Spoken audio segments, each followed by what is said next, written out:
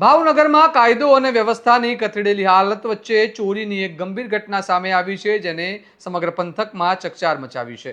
આંધ્રપ્રદેશના 4 ચોરો ભાવનગરમાં આવે છે અને BSNLના કોપર વાયર ચોરી જાય છે.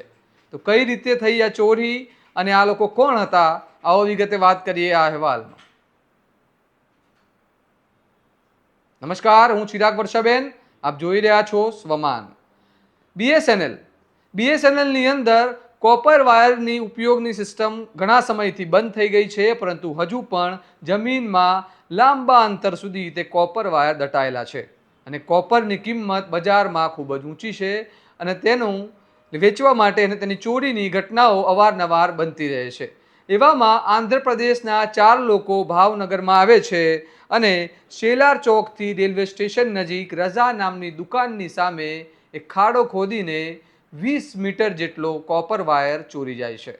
આ ઘટનાની જાણ BSNLના કર્મચારીને થતાં તે નીલમબાગ પોલીસ સ્ટેશનમાં ફરિયાદ લખાવે છે.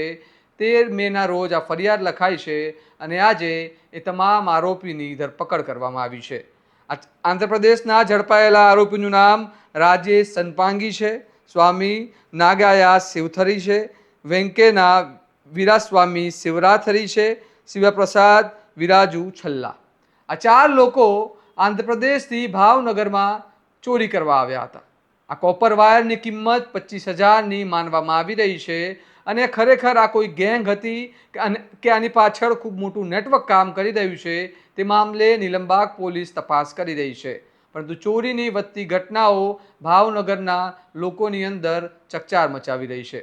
તમારું આ મામલે શું મંતવ્ય છે, અમને કમેન્ટમાં જરૂર લખો અને આ પ્રકારના અહેવાલ જો તમને પસંદ હોય તો સ્વમાનની ચેનલને લાઇક, શેર અને સબસ્ક્રાઇબ કરવાનું ભૂલતા નહીં. નમસ્કાર.